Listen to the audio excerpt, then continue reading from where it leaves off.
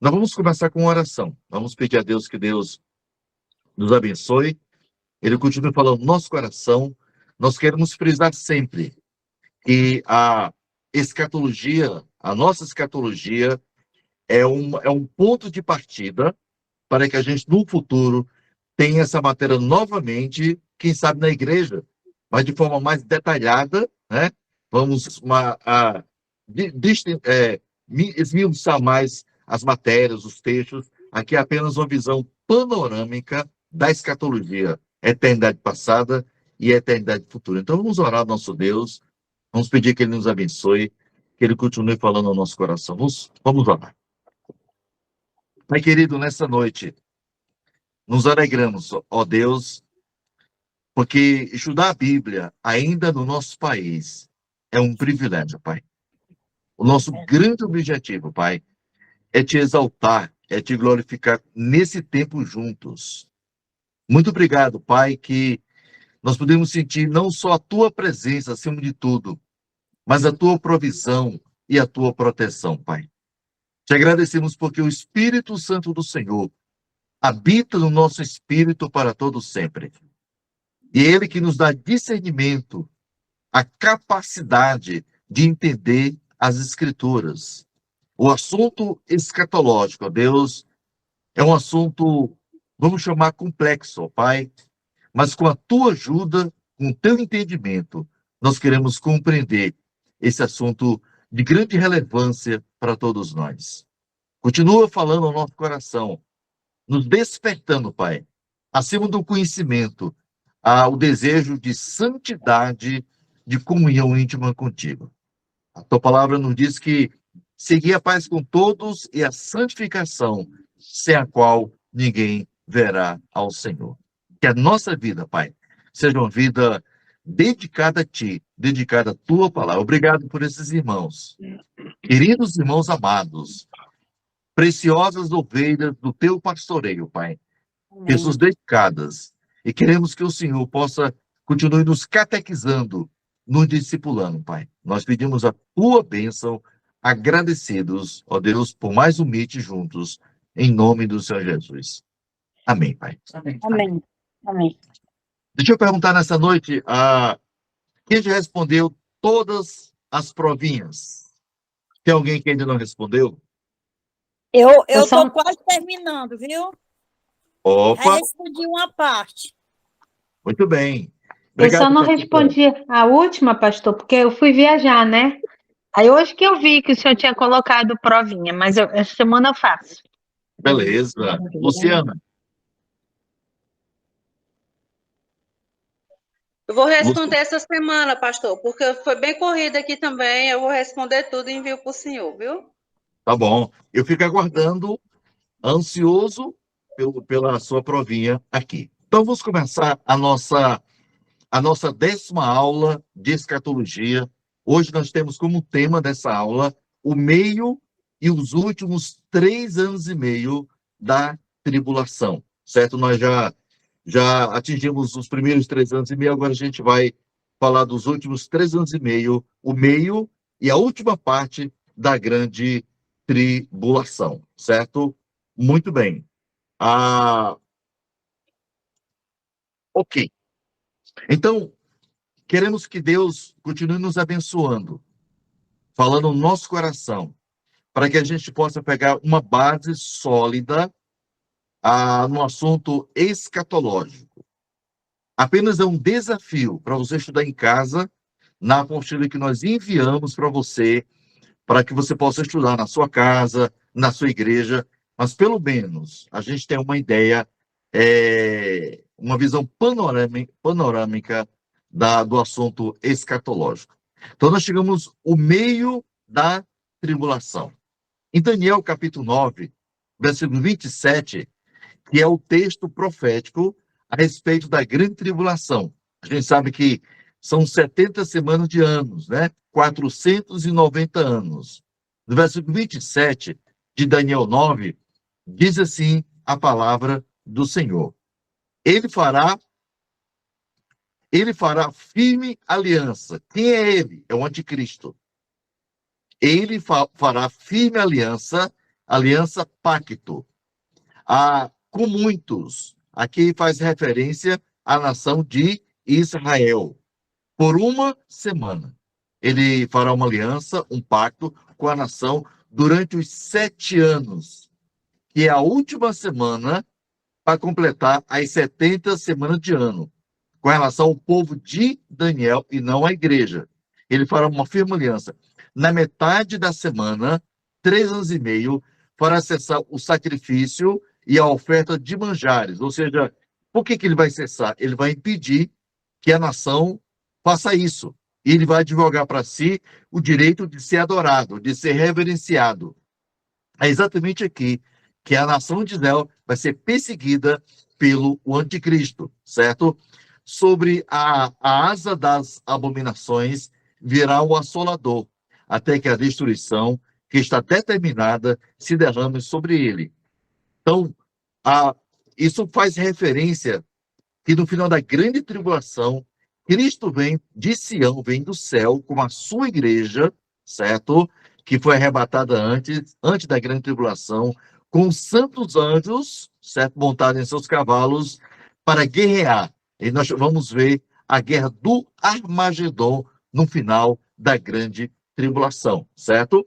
Então, na metade da tribulação, o anticristo para cessar o sacrifício e a oferta de manjares, tá bom?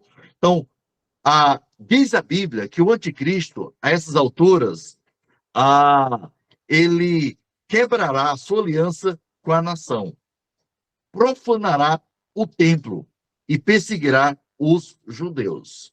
Então, a história diz que o anticristo, ele vai, como eu disse há pouco tempo, ele vai advogar para si adoração.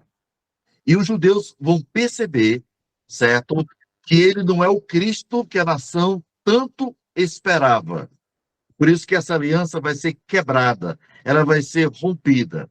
A Bíblia diz, em Mateus 24, nunca esqueça, Mateus 24 e 25, são 2 capítulos proféticos. São capítulos relacionados à grande tribulação. Não é um capítulo para a época da igreja, para a dispensação da graça. Muitos pregadores trazem esse capítulo para hoje, para a nossa época. Não se refere a nós. Mas o Mateus 24, versículo o 15 e 16, é do 15 ao 20, mas o 15 e 16 diz o quê? Diz, quando, pois, vides o abominável da desolação, que é o anticristo, a de que falou o profeta Daniel, no lugar santo, né? Quem lê entenda. Então, os que estiverem na Judéia, fujam para os montes. Aqui faz referência à nação de Israel, que após esse pacto ser quebrado pelo anticristo, vai perseguir a nação de Israel. No capítulo 12 de Apocalipse, a gente vai ver a fuga da nação de Israel, simbolizada por uma mulher. Então, veremos isso no futuro, ok? No capítulo 12, versículo 9 de Apocalipse, diz assim, isso na metade da grande tribulação, né, quando terminou os 3 anos e meio, diz o seguinte, e foi expulso o grande dragão, a antiga serpente, fala do mesmo personagem, né, que se chama Diabo, e Satanás, o sedutor de todo mundo. Sim, diz o quê? Foi atirado para a terra. Mas ele foi atirado por quê? E diz o seguinte, e com eles os seus anjos. Nesse mesmo tempo, Satanás e seus anjos serão expulsos do céu e atirados para a terra. Então, o que a gente entende é que ele foi expulso o grande dragão, atirado para a terra. A Bíblia diz que hoje, Satanás, ele tem acesso a Deus. Ele diz a Bíblia que ele nos acusa de dia e de noite diante do Senhor. Mas por que ele tem acesso? Nós não entendemos por que ainda ele tem acesso, mas ele nos acusa de dia e de noite. Mas diz a Bíblia que na metade da grande tribulação, ele vai ser expulso para sempre. E ele não terá mais acesso ao trono de Deus. É interessante a gente entender que Satanás e seus demônios foram expulsos do céu por ocasião de sua primeira rebelião, mas ainda têm acesso a Deus. Vocês devem lembrar muito bem que quando Satanás ele acusou Deus de que ele comprava a fidelidade de Jó. No capítulo 1, versículo 6, e o 2 e 1, diz que ele acusou Deus de comprar, repito, a fidelidade, a honestidade do seu servo Jó. O texto diz assim, como ele tem acesso, diz o seguinte, no dia em que os filhos de Deus vieram apresentar-se perante o Senhor, filho de Deus, anjos, né? Veio também Satanás entre eles. No dia em que os filhos de Deus vieram apresentar-se perante o Senhor, veio também Satanás entre eles apresentar-se perante o Senhor. Então, primeiro é Jó 1:6 e o capítulo 2, versículo 1. Então, hoje ele tem acesso, mas na metade da grande tribulação, ele vai ser expulso para sempre. Ele nunca mais terá acesso. A gente sabe que o lago de fogo, hoje, é um lago virgem. Ninguém, até hoje, inaugurou o lago de fogo. Hoje, quando o incrédulo morre, ele vai para o inferno, né? Lugar de tormento. Mas o lago de fogo, no final da grande tribulação, vai ser inaugurado pela besta e o falso profeta. E Satanás será preso por 1000 anos. Então, o lago de fogo hoje, ele é virgem, né? Então, as pessoas que serão ressuscitadas, chamamos de segunda ressurreição, serão ressuscitadas os ímpios no trono branco e serão lançadas no lago de fogo para todo sempre. Não só os perdidos, né? Segunda ressurreição, mas também o inferno. Mas o lago de fogo hoje, ele é virgem. Ninguém ocupou o lago de fogo. No livro de Apocalipse, capítulo 13, você pode ver a imagem. Versículo 1 diz assim, ó, nos revela que essas alturas emergirá do mar uma besta, com poder e autoridade, que proferirá blasfemas contra Deus. Quando a gente olha esse versículo, a gente vai ver isso posteriormente, no capítulo 13, mas a gente dá aqui uma pincelada, uma visão panorâmica do capítulo 13. Literalmente, a gente pode dizer que é um monstro, que descreve um animal cruel e matador. É isso que ele vai agir na grande tribulação. Então, é uma referência ao anticristo, né? Aqui no presente contexto, hoje, o termo representa tanto uma pessoa, o anticristo, com seu sistema mudando. Hoje a gente pode fazer uma comparação hoje. É todo o sistema mudando que está sendo preparado para a chegada do anticristo. Diz a Bíblia que ele tem 10 chifres e 7 cabeças, né? Então a gente pode dar só uma visão panorâmica. Quando chegar no capítulo 13 de Apocalipse, a gente vai falar um pouco com mais profundidade sobre o capítulo 13. Mas quando ele fala aqui 10 chifres e 7 cabeças, as cabeças podem representar impérios sucessivos no mundo. O Egito, a Síria, Babilônia, né? Que serão aliados, né? Essas potências serão aliadas ao anticristo, a grande tribulação, Medo-Pérsia, a Grécia, Roma, e o último reino do anticristo. Esse é composto de todos os reinos e é apresentado pelos chifres. Então, todo o poder do anticristo, que tem potência mundialmente falando, serão aliados do anticristo na grande tribulação. Então, são reis, são potências que estarão agindo junto com o anticristo na grande tribulação. Então, quando fala aqui de 10, a ideia aqui de John MacArthur para nós, 10 aqui é um número que simboliza a totalidade do poder militar e político que presta ajuda à besta, o anticristo, para exercer controle sobre todo o mundo. Então, para a gente ter uma visão, né? São reinos hoje que existem, que serão aliados ao anticristo na grande tribulação, que vão reinar. Esses reinos, certamente, sem sombra de dúvida, serão mortos, né, no final da grande tribulação, com o sopro da boca do próprio Cristo, que virá como Rei dos Reis e Senhor do Senhor. Eu me refiro à segunda fase da sua segunda vinda, ok? Só para a gente ter uma ideia da metade da grande tribulação. No capítulo 7, do 1 ao 18, nós falamos agora os últimos 3 anos e meio da grande tribulação. Então, a gente vai falar a segunda parte da 70ª semana de Daniel. O julgamento do 6º selo será tão severo, diz a Bíblia, que muitos pensariam não ter nem sobreviventes e nem salvos durante tal angústia. No versículo de 1 a 3, do capítulo 7, ele vai falar aqui das atividades dos anjos. Então vamos ler esse texto de 1 a 3, do capítulo 7 do livro de Apocalipse. A gente vai entender algumas coisas importantes desses 3 versículos de Apocalipse, capítulo 7. Diz o seguinte: depois disto, vi 4 anjos em pé nos 4 cantos da terra, conservando seguros os 4 ventos da terra, para que nenhum vento soprasse sobre a terra, nem sobre o mar, nem sobre árvore alguma.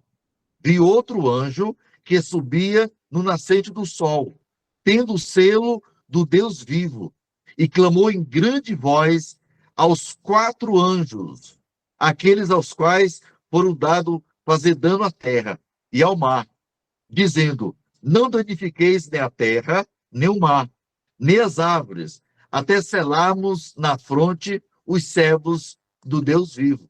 Então, aqui, 2 ministérios dos anjos, eles são mencionados. Quais são eles? Primeiro, versículo 1. O primeiro ministério dos anjos aqui, que é mencionado, é o controle da natureza. Diz o versículo 1 o seguinte: depois disto, vi 4 anjos em pé, nos 4 cantos da terra, conservando seguros os 4 ventos da terra, para que nenhum vento soprasse sobre a terra. Então, esses 4 anjos, né? Esses anjos, eles seguram o quê? Os ventos que vêm do sul, que vêm do leste, que vêm do norte e que vêm do oeste. Parece que Deus colocou os anjos em controle dos elementos da natureza que Deus usa para castigar os homens. Então, aqui a gente vê o primeiro ministério dos anjos, né? Os 4 anjos desligarão, por um breve interlúdio, o mecanismo essencial de nossa atmosfera terrestre. Você já imaginou isso? Se você está no Nordeste, quando o vento não é agradável, você sente o calor intenso. Imagina aqui, não tem vento, né? Já pensou como vai aumentar o calor e o sofrimento quando todo o vento parar de soprar? Você já tem ideia disso, né? Então isso vai acontecer na grande tribulação. Hoje a gente vê, tem locais que chegam a ter até 40 graus, né?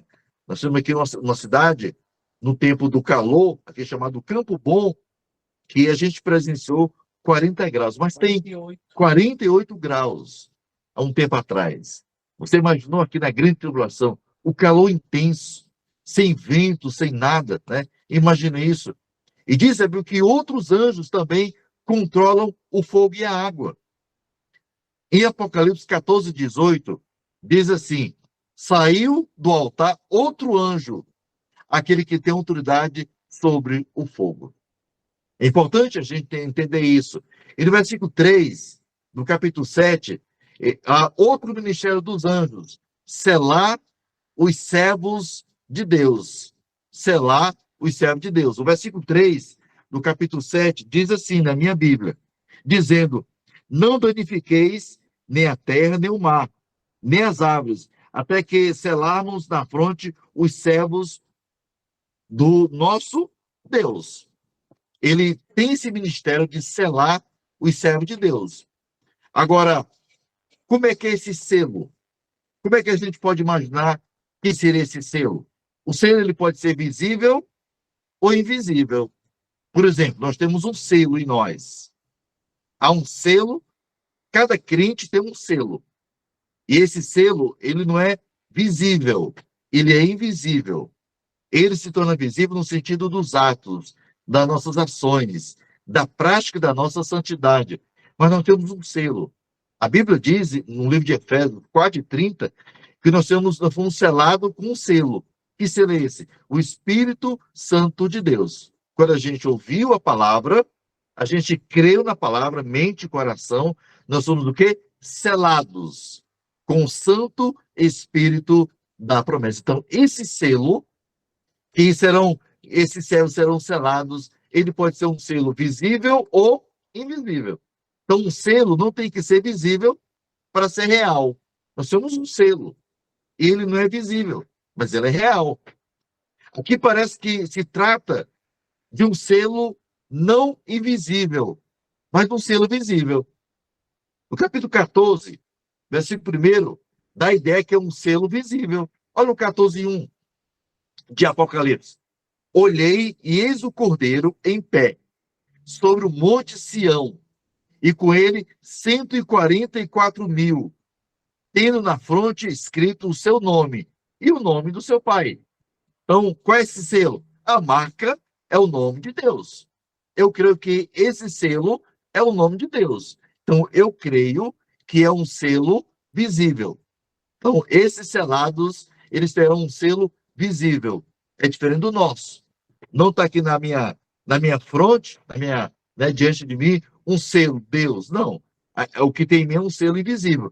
Mas nesses selados, nós terão o quê? Um selo visível. A marca é o nome de Deus.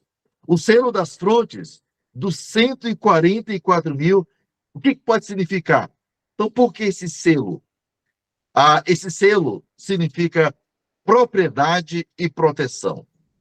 A Bíblia mostra que esses 144.000, que veremos daqui a pouco, que são 12.000 de cada tribo dos filhos de Israel, eles serão selados. Significa o quê? Que eles são propriedade de Deus e têm a proteção de Deus. É como nós. Nós temos um selo. Nós somos propriedade exclusiva de Deus, né? Nós somos uma nação santa, um povo escolhido, um povo separado de Deus. Nós somos propriedade. Ninguém vai mexer conosco, vai tocar em nós sem a permissão de Deus. A gente vê como exemplo o próprio Jó. Satanás só tocou em Jó quando Deus permitiu que ele tocasse. Então, nós somos propriedade de Deus. Nós estamos sob os cuidados do nosso advogado, né? Do nosso Paracletos, que é o Senhor Jesus. Então, há um cuidado sobre nós. Então, esses 144.000, eles estão sob os cuidados de Deus. Outra coisa importante para a gente entender aqui, que possivelmente essa proteção os isenta de danos ou morte, pelo menos até completar o seu ministério. Por isso, queridos, que trazendo para nós hoje, mesmo que nós não vamos presenciar esses acontecimentos, aqui é para a gente ter uma visão panorâmica do futuro. Nós não estaremos presentes, repito, mas é interessante a gente entender que cada cristão, ele tem um ministério dado por Deus.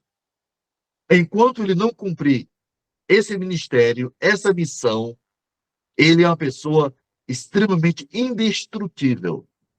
Então, cada crente, ele tem uma missão, ele tem um projeto, e Deus vai cumprir esse projeto na vida desse cristão.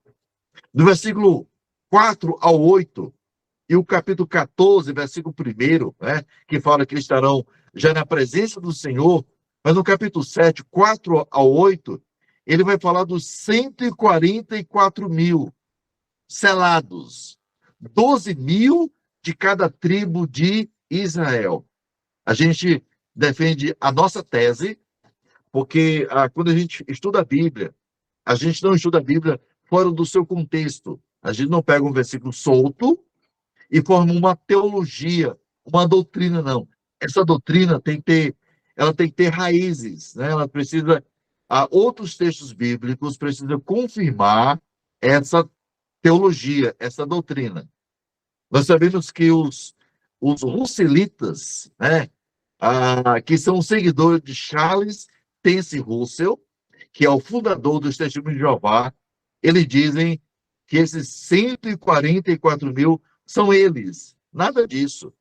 Dentro do contexto da Bíblia, esses 144 mil são judeus convertidos. São os primeiros a se converterem, né, antes da nação inteira se converter no final da grande tribulação.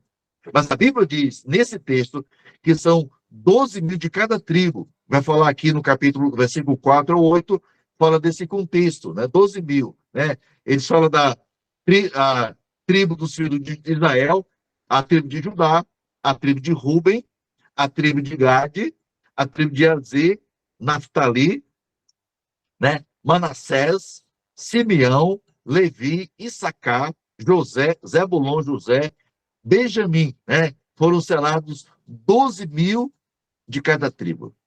E o versículo 14 diz, no versículo 1 diz o seguinte, olha, olhei e eis o cordeiro em pé sobre o monte Sião, e com ele 144 mil. Eles já não estão mais na terra, tendo na fronte escrito o seu nome e o nome de seu pai. Deus nunca deixou o mundo sem ficar alguém para testemunhar das suas grandezas.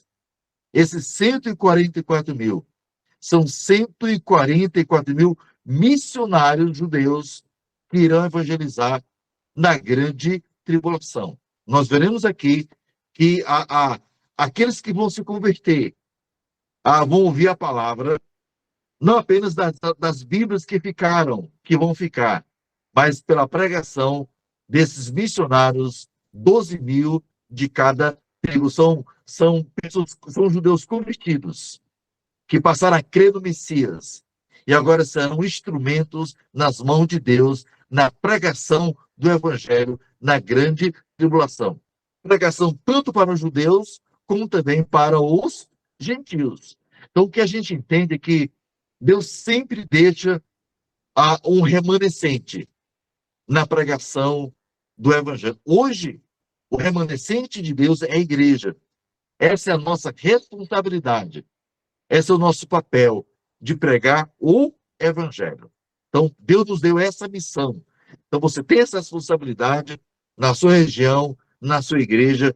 Cada pessoa é o nosso campo de missões. Eu falei da outra vez que nós estamos aqui na Serra Gaúcha, aqui na União da Serra, uma cidade que tem quase 100% de pessoas católicas, que não tem uma igreja evangélica.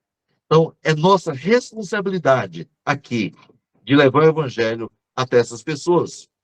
Esses 144 mil serão as primícias do novo Israel redimido. Repito, são os judeus convertidos, né? Então, a Bíblia diz que o trabalho dos 144 mil judeus será bem sucedido. A Bíblia diz que uma grande multidão, olha aí, uma grande multidão entre judeus e gentios, de todas as nações, serão convertidos através da pregação do Evangelho eterno. Uma multidão, a Bíblia não diz um número, mas uma multidão entre judeus e gentios vão se converter pela pregação dos 144 mil. Esse é um papel nobre dessa gente.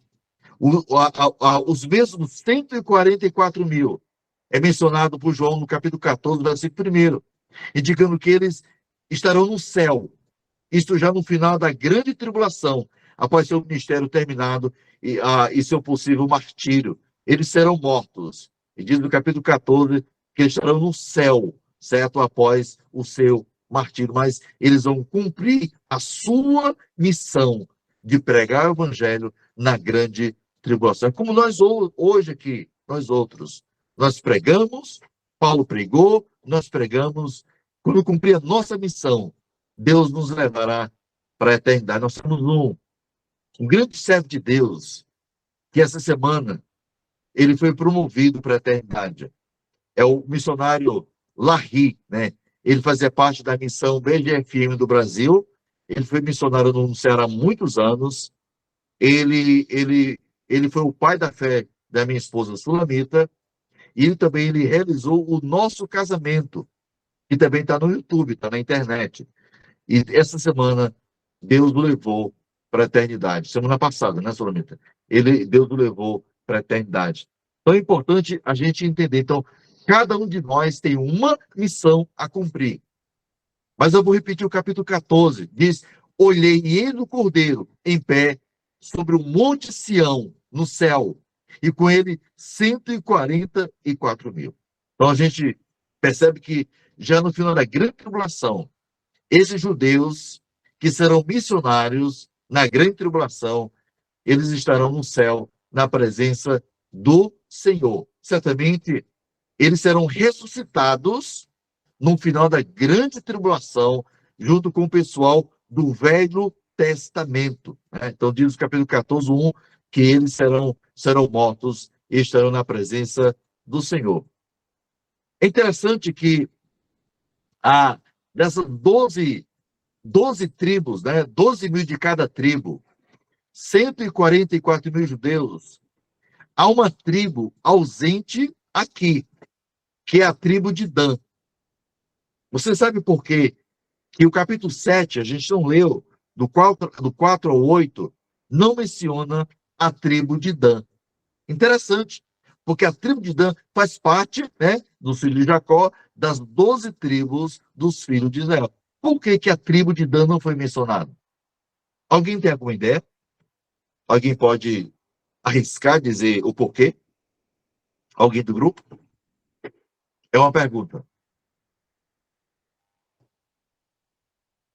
A tribo de Dan não está lá no capítulo 7. Por que a tribo de Dan não está? A gente entende, queridos, que talvez pela culpa frequente da tribo quanto ao pecado da idolatria. Em Levítico 24, 11, Juízes capítulo 18 e 1 Reis 12, 28 e 29. A tribo de Dan, ela não foi mencionada por causa do pecado da idolatria. Deus deixou essa tribo de fora, certo? Dos 144 mil missionários, por causa do pecado de idolatria dessa tribo na nação de Israel. Então, você pode, posteriormente, ler esses textos e verificar em detalhes o pecado da idolatria da tribo de Dan. A tribo de Levi é mencionada entre os 144 mil, né? Geralmente, essa tribo ela não consta na lista das tribos de Israel, porque era a tribo dos sacerdotes e, portanto, não era incluído na lista de herança. Então, quando menciona a herança das tribos, a tribo de Levi, ela não é mencionada. Agora, no capítulo 7, do 4 ao 8, diz a Bíblia que a tribo de Levi é mencionada aqui. Por que é mencionada aqui? Porque exatamente aqui não se trata de herança. Aqui trata de ministério. É ministério. Missões é ministério. Pregação é ministério. Então, aqui não tem nada a ver com herança, mas sim com missão, com um projeto de pregar na grande tribulação. No versículo 9 ao 17, diz que uma multidão de gentios salvos durante a tribulação. Então é interessante a gente entender esse texto. Do 9 ao 17, fala que os gentios serão salvos na grande tribulação. Certamente, sem sombra de dúvida, é mediante a pregação dos 144 remanescentes que estarão pregando na grande tribulação.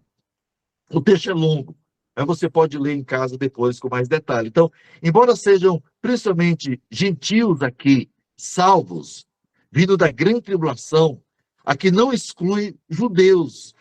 Aqui não quer dizer que judeus não sejam incluídos agora nessa salvação. A gente sabe que no final da grande tribulação, a nação vai se converter. Mas a Bíblia diz aqui que não só gentios, mas judeus serão salvos no final, nesse período da pregação dos 144 mil.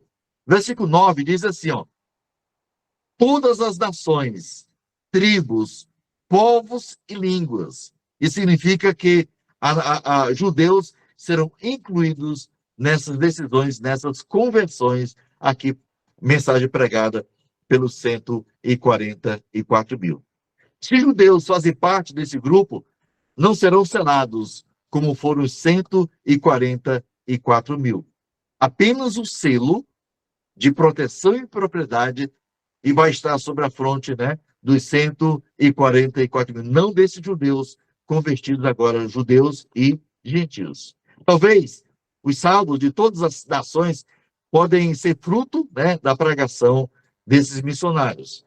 Este evangelismo, feito durante a tribulação, ele é mencionado em Mateus 24, versículo 14, onde diz que o evangelho do reino será pregado. Olha como é interessante.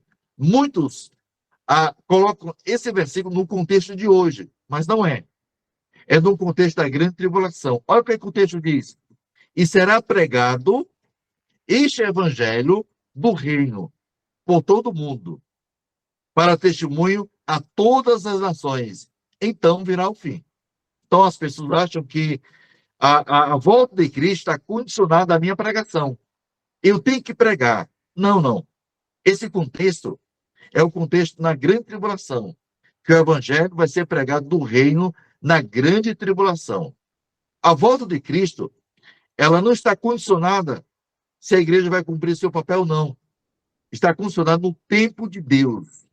No tempo de Deus, Cristo virá buscar a sua igreja. Então não depende que a igreja vai cumprir seu papel ou não vai cumprir, não. Certo? Então esse versículo aqui se refere na grande tribulação e não para nós hoje, ok? Então, para a gente ter uma visão do sexto selo, falando aqui também do Ministério dos Anjos e também do Ministério dos 144 mil na grande tribulação. Ok, amados? Para a gente ter uma visão panorâmica do capítulo 7. No capítulo 8, ele vai falar do sexto selo. Aliás, o sétimo selo. O que é o sétimo selo? É composto de 7 trombetas. Então, quando o último selo é quebrado, aí vai mostrar as 7 trombetas. No capítulo 8, do 1 ao 6, então vamos falar também dessas 7 trombetas. O texto diz assim, olha aí, quando o Cordeiro abriu o sétimo selo, lembra que isso não é algo simultaneamente, é sucessivo. Lembra que a gente falou a primeira parte, agora a segunda parte tem uma terceira parte que são as taças. Mas quando o Cordeiro abriu o sétimo selo, houve silêncio no céu, cerca de meia hora. Houve silêncio no céu, cerca de meia hora. Né? Alguns dizem, em tom de brincadeira, que nesse período aqui as mulheres não estarão presentes. É só brincadeira, né? Porque vai ter silêncio no céu. Mas não existe isso, ok? Então vi os 7 anjos que se acham em pé diante de Deus. Eles foram dadas 7 trombetas. Veio outro anjo e ficou de pé junto ao altar, com incensário de ouro, e foi-lhe dado muito incenso para oferecê-lo com as orações de todos os santos sobre o altar de ouro que se acha diante do trono. E da mão do anjo subiu a presença de Deus, a fumaça do incenso, com as orações dos santos. E o anjo tomou o incensário, encheu do fogo do altar e o atirou à terra. E houve trovões, vozes, relâmpagos e terremotos. Então os 7 anjos que tinham as 7 trombetas prepararam-se para tocar. Então o sétimo selo tem como conteúdo 7 julgamentos, conhecidos como o quê? Os julgamentos das trombetas. Não confunda essas trombetas com as trombetas do Novo Testamento, né? Do capítulo 4 de 1 Tessalonicenses, do capítulo 15 de 1 Coríntios, não. Essas trombetas são trombetas da grande tribulação. É bem diferente das trombetas que a Bíblia fala no Novo Testamento. Mas é interessante a gente entender que mais adiante nós veremos a 7ª trombeta que contém as 7 taças de ira. Então, a última trombeta tem as 7 taças de ira, que são os últimos ais da grande tribulação. Este fato é um dos argumentos fortes para provar a posição nossa de que os 7 selos, as 7 trombetas e as 7 taças acontecem em ordem sucessiva e não simultaneamente, como muitos querem provar. Então, vão acontecer tudo ao mesmo tempo, não. São coisas sucessivas que vão acontecer na grande tribulação, ok? Primeiro, a ordem dos selos, depois as trombetas e depois as 7 taças, ok? Diz o versículo 1, no capítulo 8, que haverá no céu silêncio por meia hora. A grande pergunta é, por que o silêncio? Por que haverá um silêncio de meia hora? Por que está acontecendo isso no céu? Por que o silêncio? Alguém no grupo tem alguma ideia? Você já ouviu falar alguma coisa nesse sentido? Por que o silêncio? Alguém quer arriscar alguma coisa do grupo? Fique à vontade. Por que o silêncio?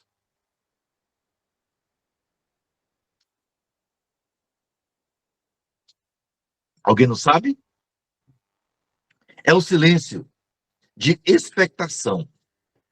Os habitantes do céu se calam diante da severidade, dos temíveis julgamentos que logo seguirão. É o silêncio de expectação. É o que vai acontecer com muito mais intensidade. A coisa vai ficar muito mais forte do julgamento de Deus, da ira de Deus sobre as nações, sobre o anticristo e os seus aliados, né? As nações que são aliadas ao anticristo. Então, esse silêncio é de expectação. Cada julgamento novo aumenta intensidade e severidade na grande tribulação. Para nós, que estaremos gozando dos prazeres, das bodas do Cordeiro no céu, né? Do casamento de Cristo com a gente no céu. Esses acontecimentos estarão aqui acontecendo aqui na terra, certo?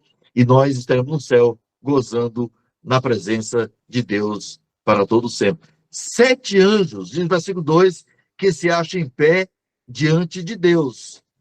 Alguns entendem, versículo 2, do capítulo 8, diz o seguinte, 8:2, diz assim, então vi os 7 anjos que se acham em pé diante de Deus, e lhes foram dados 7 trombetas. Há algumas interpretações a respeito desses 7 anjos, né? Alguns entendem que sejam os arcanjos como Miguel. 7 anjos aqui são arcanjos como Miguel. Lembra de Daniel capítulo 10, versículo 13, diz, mas o príncipe do reino da Pérsia me resistiu por 21 dias.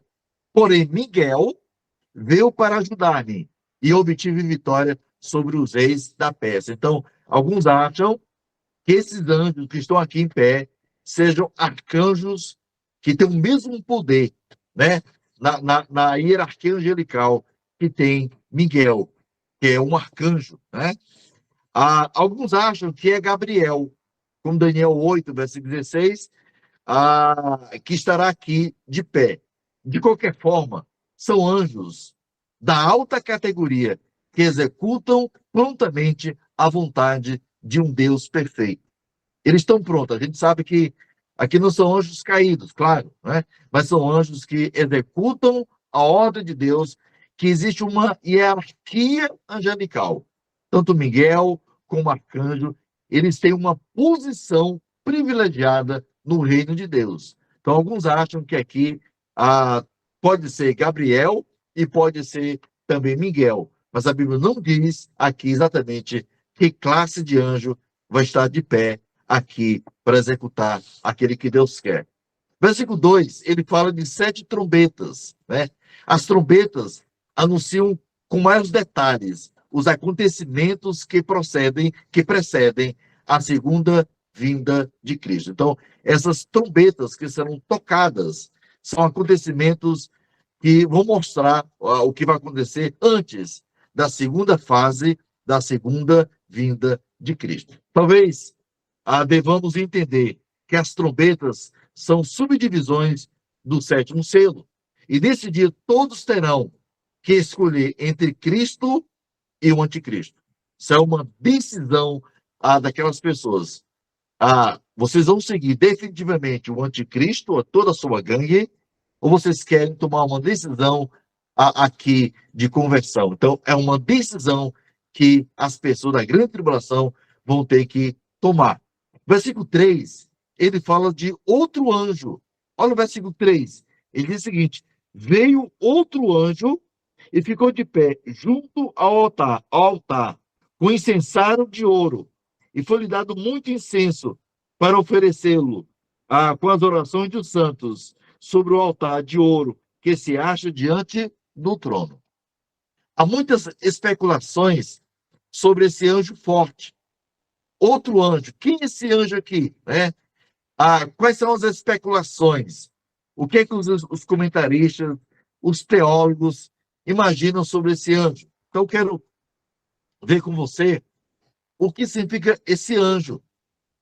Diz a Bíblia que ele cumpre a função de sumo sacerdote. Olha que coisa interessante, porque ele tem incenso. Diz, olha, vi outro anjo que ficou de pé perante o altar, com um incensário de ouro, e foi-lhe dado muito incenso para oferecê-lo com as orações dos santos. Então, que dá a ideia que ele cumpre a função de sumo sacerdote. Quem que tem essa função hoje para nós? É Cristo. Ele que intercede por nós. Ele que é o nosso sumo sacerdote. Mas alguns acham que aqui se refere que ele tem essa função, certo? Muitos acreditam que seja uma referência a Cristo, no seu caráter como anjo do Senhor. Então, alguns acham que esse anjo aqui, que tem o poder de levar as nossas orações diante de Deus, seja Cristo. Na mesma atitude do Velho Testamento.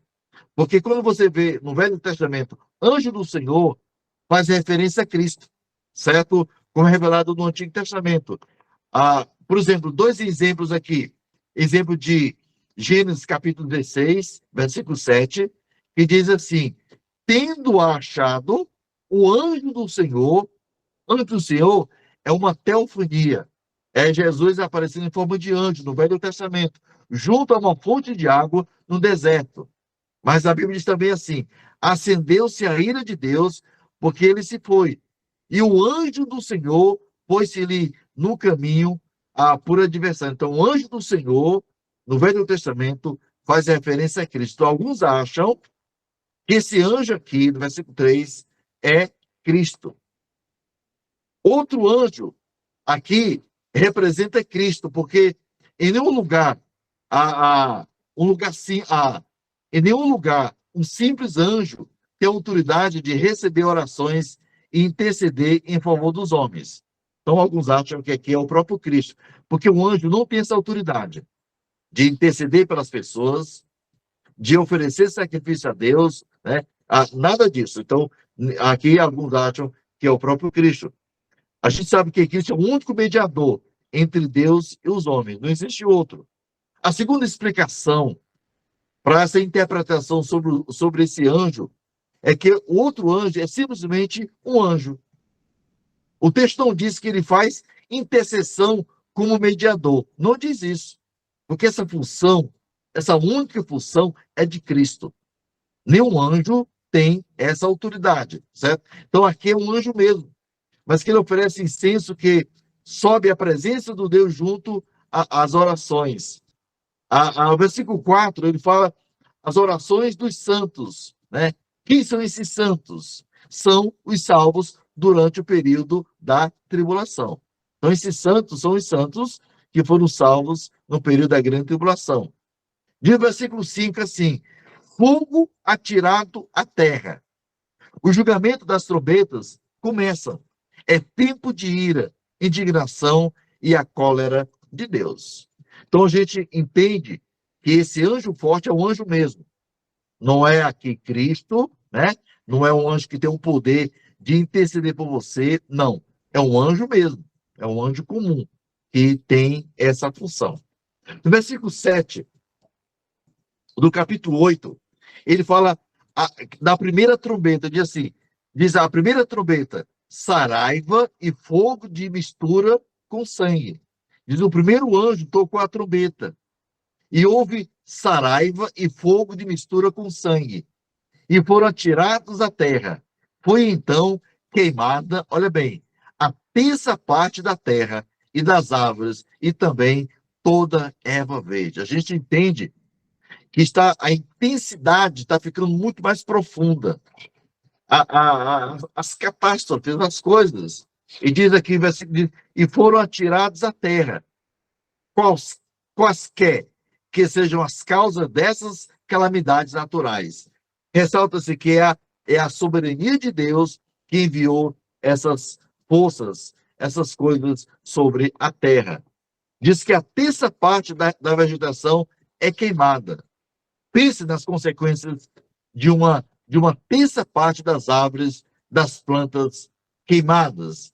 Hoje você vê queimada no mundo todo, né? Na Amazônia, em outro lugar do planeta. Mas você imaginou aqui na Grande Tribulação, né? As florestas são um grande recurso para o bem-estar do homem. Mas aqui vai sofrer essa catástrofe ordenada por Deus sobre os moradores da Grande Tribulação. Além de suprir matéria-prima naturais, renova também o oxigênio do ar. Então, a destruição das plantas e árvores produz fome, porque reduz as frutas e verduras. Então, você vai ver a grande escassez. A gente vê alguns lugares do mundo que já passa como se fosse um ensaio para a grande tribulação, mas não é ainda a grande tribulação. Essa intensidade de carestia, de falta de alimento, de frutas, isso a gente vai ver, não nós, né? Mas os moradores da grande tribulação. A segunda trombeta, os versos 8 e 9, diz que o mar é atingido, morre a terça parte dos seres vivos do mar. Os versos dizem o seguinte: o segundo anjo tocou a trombeta, e uma como que grande montanha ardendo em chamas. Olha aí, foi atirada ao mar, cuja terça parte se tornou em sangue, e morreu a terça parte da criação que tinha vida, existente no mar, e foi destruída a terça parte das embarcações. Você imaginou isso? Como é o mau cheiro que vai acontecer? Olha, peixes mortos. O que vai acontecer no planeta? Graças a Deus que nós não estaremos aqui. Diz a Bíblia, versículo 8, montanha ardendo. O que você entende dessa montanha ardendo aqui, né? Então foi algo semelhante ao quê? A um vulcão em plena erupção, explodindo, ardendo e lançando sua lava ao mar, simbolizando o quê? O julgamento divino sobre o mar. Então, é um vulcão aqui em erupção. A ideia de João tem essa visão que Deus está dando para ele, o que vai acontecer na grande tribulação. Diz no versículo 9 que uma terça parte das embarcações é destruída. Isso implica em mais fome para os seres humanos que dependem do mar para a alimentação. As águas do mar ficam totalmente poluídas, fedem com o apodrecimento dos mortos. Então, a gente é apenas uma visão, né? A gente não tem mais detalhes desses acontecimentos, mas essas são as trombetas que serão tocadas e o que vai acontecer na grande tribulação.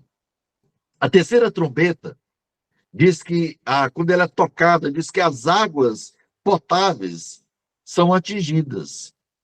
As águas potáveis são atingidas. Versículo 10 e 11. O terceiro anjo tocou a trombeta e caiu do céu sobre a terra, sobre a terça parte dos rios e sobre as fontes das águas, uma grande estrela, ardendo como tocha.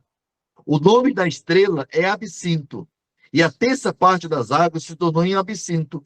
E muitos dos homens morreram por causa dessas águas, porque se tornaram o quê? Amargosas. Então agora, o que falta? Falta água para beber. Água o quê? Água potável. Não haverá água. Imagina as pessoas com sede, querendo água. Quero beber, não tem água. Uma terça parte das águas doces se tornam o quê? Amargas e venenosas. Você imaginou a sede, o desespero das pessoas buscando água para beber e não tem água, né? Então, diz aqui no texto, grande estrela. Aqui simboliza a ira divina derramada sobre as águas potáveis. Ele fala de absinto, né? Aqui tem alguns textos, o que significa absinto. Eu citei aqui alguns textos que falam sobre isso, né? Então, diz o seguinte, em Jeremias 9, versículo 15, e Jeremias 23, versículo 15, diz assim: portanto, assim diz o Senhor dos Exércitos, Deus de Israel, eis que alimentarei este povo com absinto, e lhe darei a beber água venenosa. Portanto, assim diz o Senhor dos Exércitos, acerca dos profetas, eis que os alimentarei com absinto, e lhe darei a beber água venenosa, porque dos profetas de Jerusalém se derramou a impiedade sobre toda a terra. Então, exatamente isso, para a gente ter uma ideia do que vai acontecer na grande tribulação.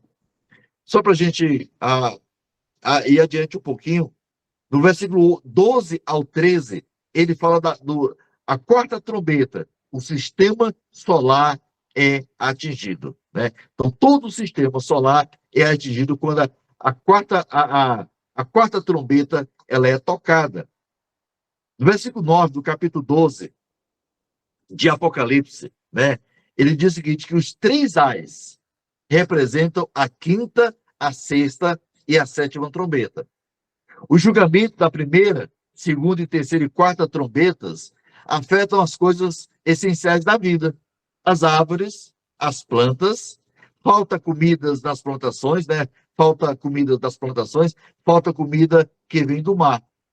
É destruído o sistema de transporte para abastecimento, falta água para beber. Então, é um caos universal que vai acontecer na grande tribulação.